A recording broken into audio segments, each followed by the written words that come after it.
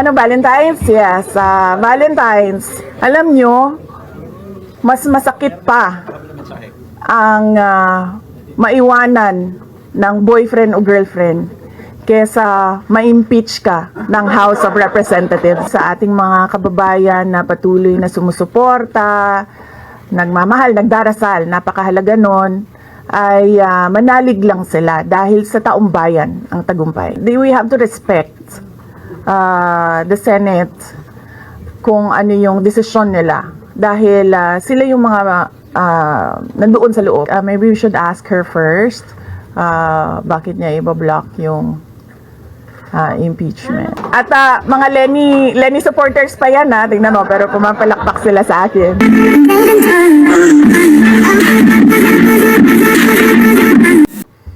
Okay na? Okay, sige.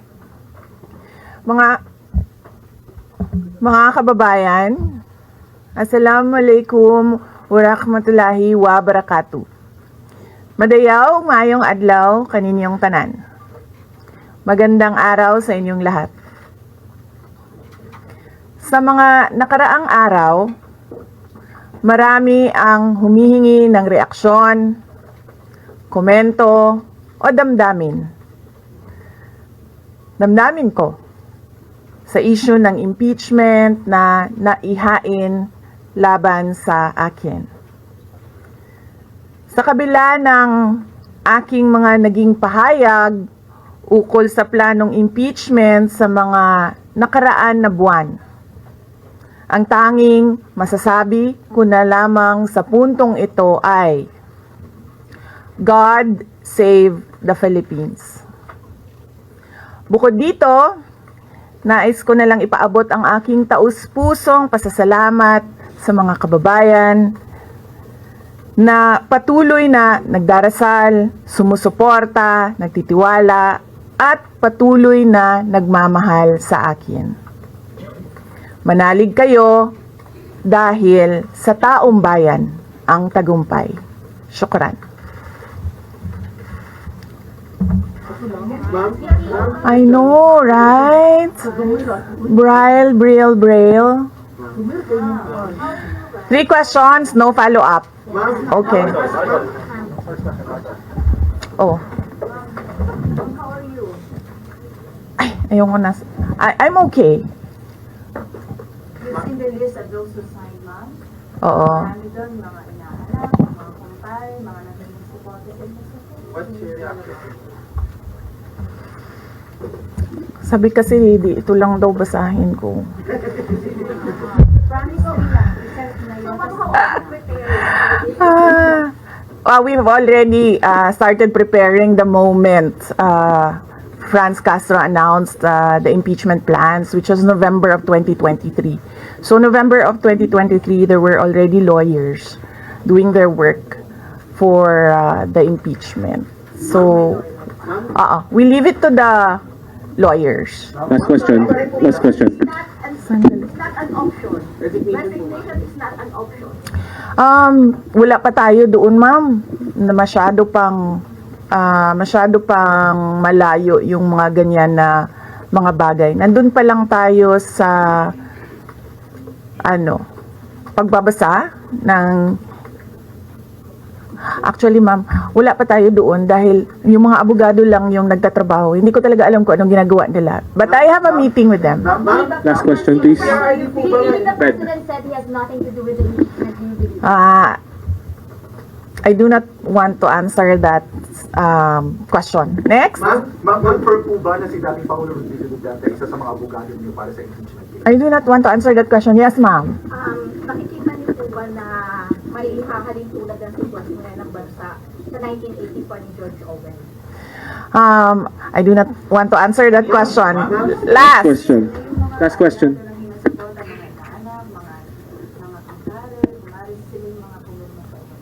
Paniwala ko lang, no, if you have to explain or defend your signature in a yes petition for impeachment, then you feel that you have done something wrong.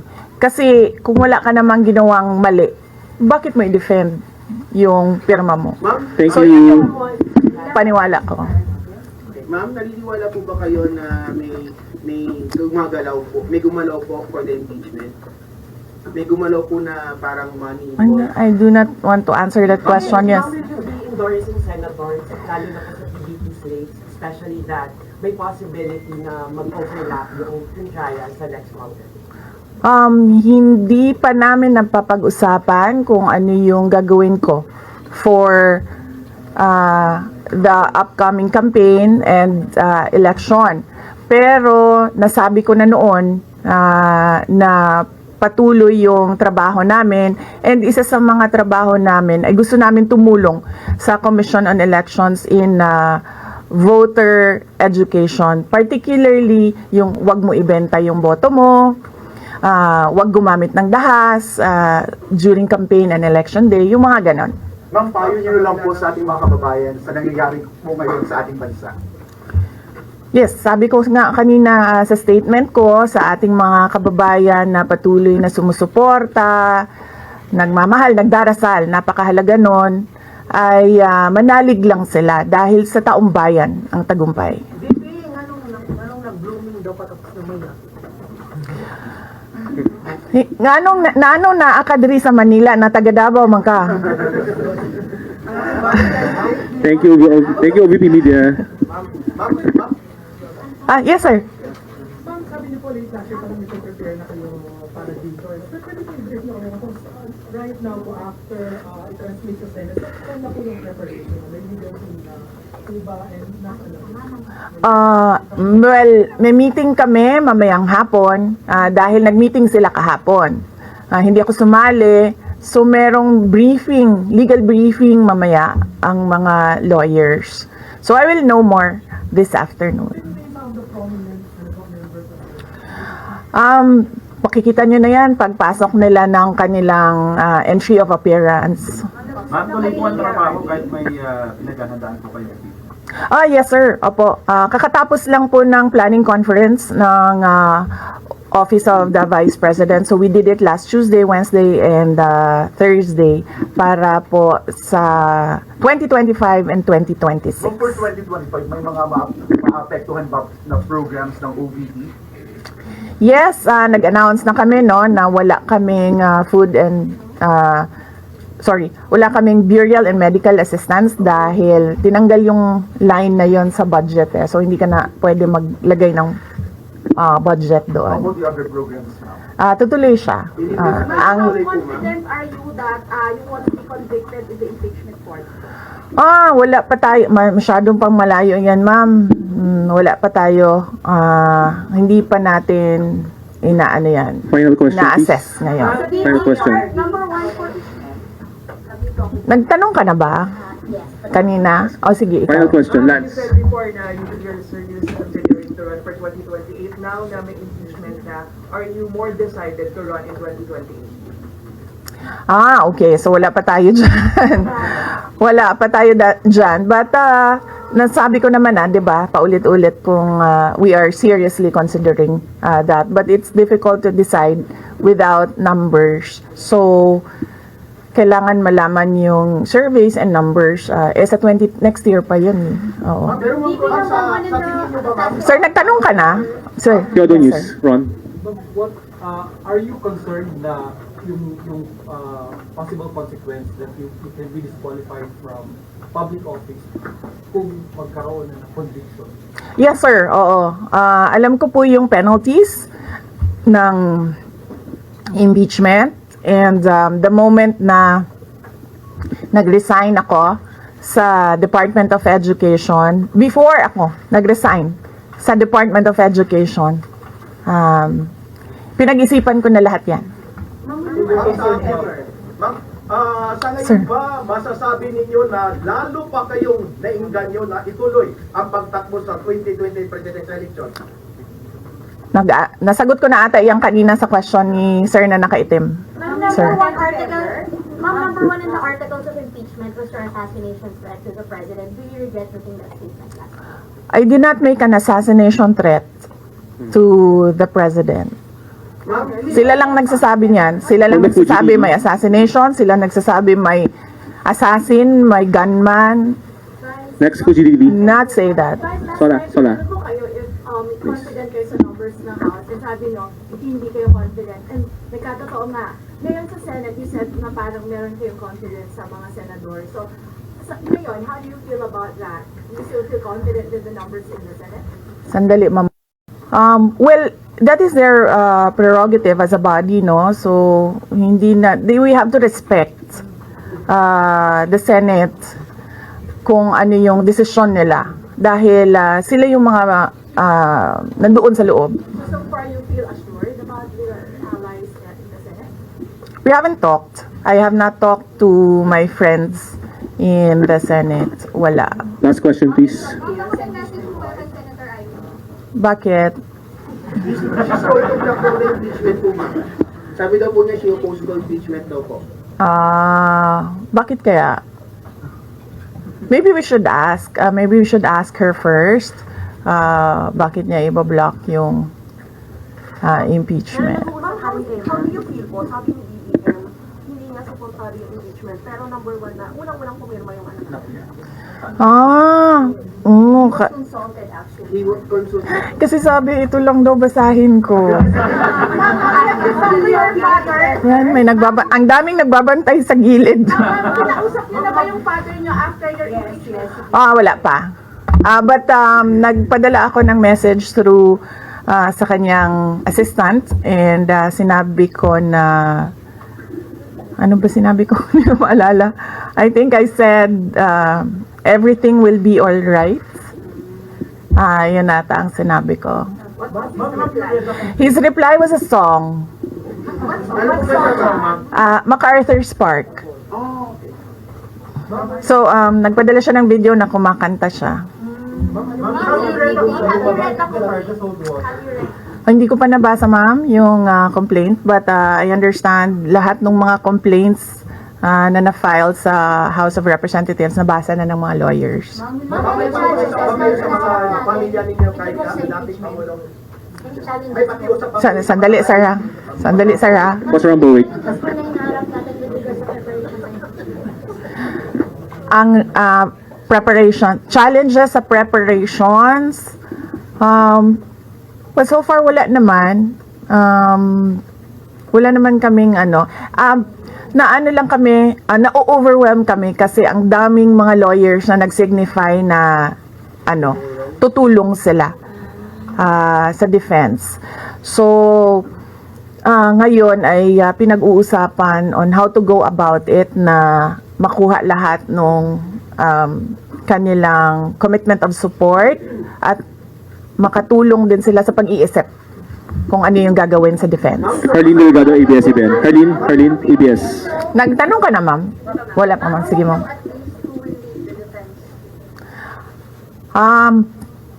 Sabihan ko na lang sila na mag-announce na sila kung gusto na nila mag-announce. Pero yung father niyo kasama pa rin? Kasi sabi niyo before, your father would be helping also. Well, he is welcome. He is a lawyer. So he is welcome to give his advice, input in the defense. Worry po ba kayo sa mababa yung trust ratings recently due to the Senate din sa Congress hearing? I will not answer that question. Yes, I'm sorry. Yes? Yes.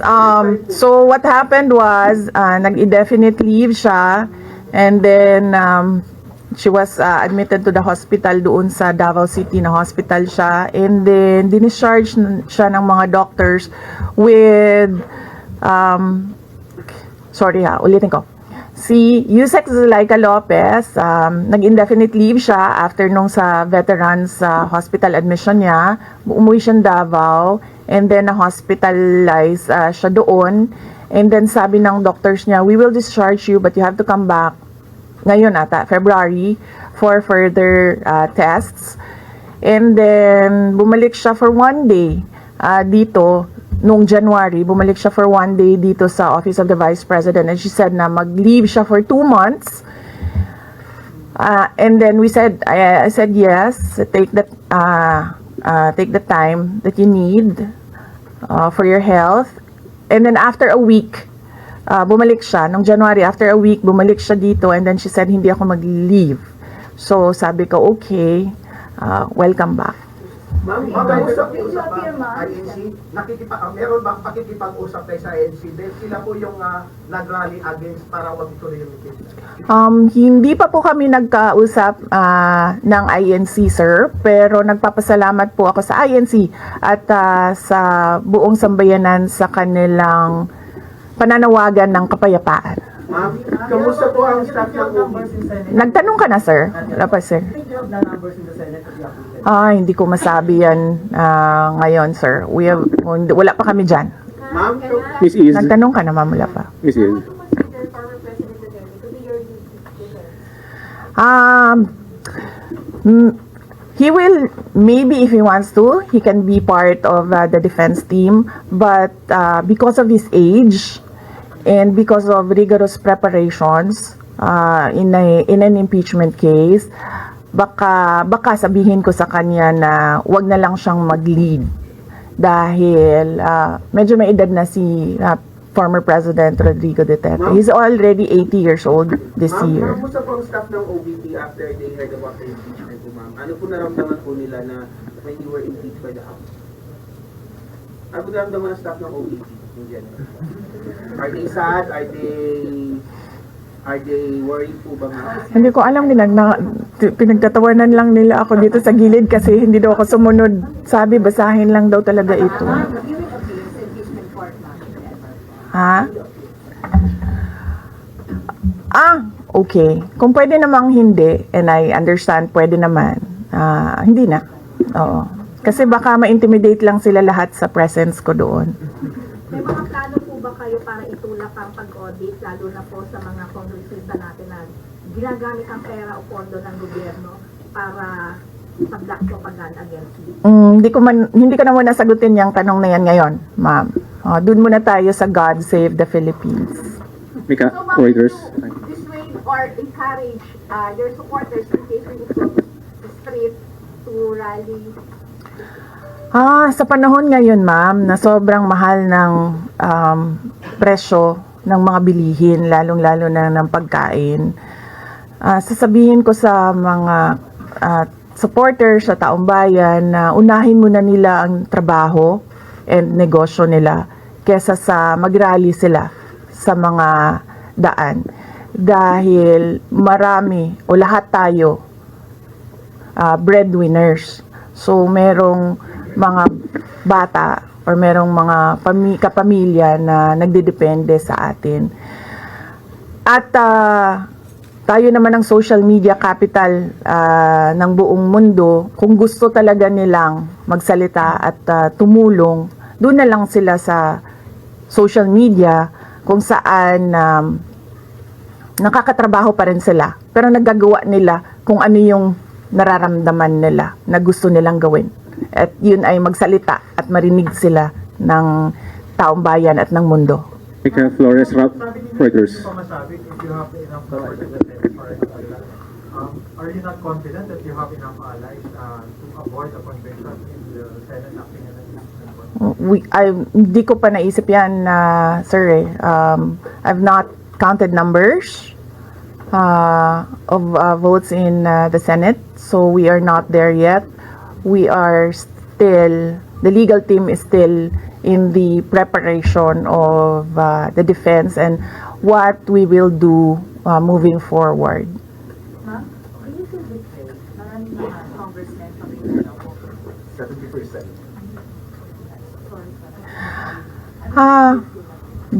Do I feel betrayed? How do you feel ang dami ka kami? Actually, ma'am, wala akong feelings. Wala akong feelings about it. Kasi, kung napapansin nyo, wala naman kasi talaga akong barkada na politiko. I don't join their circles. But we are friends. Yes. But kung ninong at ninang lang ng mga anak, walang ninong at ninang na politiko ang mga anak ko. Oo. Maliban kay Stonefish, dahil nandoon si former President Erap Estrada. So, I don't move in the circle of politicians. Kaibigan, yes. But to say that meron akong close relationship, personal relationship with them, wala naman. Kaya siguro, ganyan din siguro kadali sa kanila ang magdesisyon about the impeachment. Kasi wala naman talagang something that is worthwhile sa aming pagiging magkaibigan. Last question, Jason. Impeachment, nagkaroon po ba kayo ng prior information na may impeach ka dyan sa House on their last session day? Or may nag-PM ba sa inyo?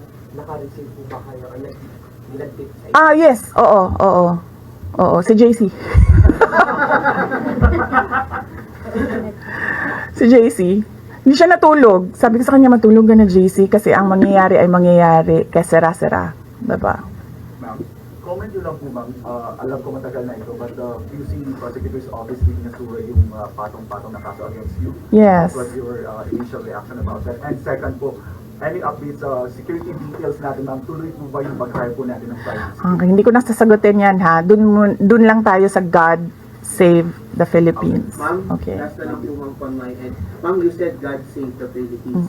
Gaano na po kalala ang problema ng Pilipinas ever since na nagkaroon ng issue sa impeachment na ito? Parang, ano po yung nakikita yung problem sa Philippines ngayon? Bakit nila inunay yung impeachment na ito? Gaano kalala ang Pilipinas na pag-iwanan na tayo ng panahon at ng ating mga kapitbahay dito sa region at napag-iwanan na tayo ng mundo. Malala siya since na nagkaroon ako ng understanding. Kasi 1990s, tapos 1990s, magulo. Well, sa amin, magulo, sa Mindanao. And then, ngayon, nagbabadya ang gulo sa Mindanao. So, parang wala namang nagbago. So, malala. Sobrang malala. Dahil, kung nakakausap mo yung mga tao na arawan yung kanilang sweldo, yung pera nila hindi na talaga sapat para sa pagkain, para sa kuryente, para sa bahay, para sa tubig, para sa pag-aaral ng kanilang mga anak. At kung basihan natin yung pag-alis ng mga Pilipino sa sarili nilang bansa ay sobrang malala dahil sobrang dami ng ating mga kababayan ang pumupunta, nakikipagsapalaran sa ibang bansa dahil wala silang makita na pag-asa, wala silang makita na oportunidad dito sa ating bayan. Kaya parang nakakaawa na tayo dito sa loob at nakakahiya yung estado natin kapag iniligay mo siya in a global stage na kung saan pinapanood tayo ng ibang mga lahi at ibang mga bansa. And because of that, ma'am, And because of that, tapos na tayo. you will run for presidency because of that. Diba? Maraming Thank you. salamat Thank you, sa oras Vivian. ninyo. Magandang umaga. Oh, yeah. Yes, happy Valley. Oh, basing on the palakpak ng mga kasamahan ko sa Office of the Vice President, okay naman sila.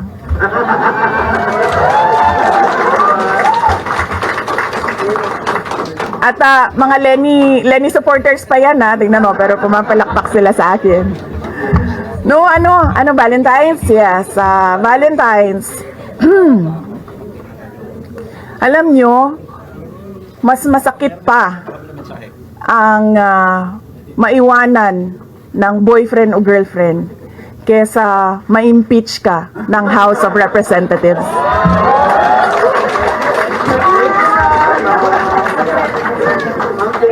Thank you. Ay.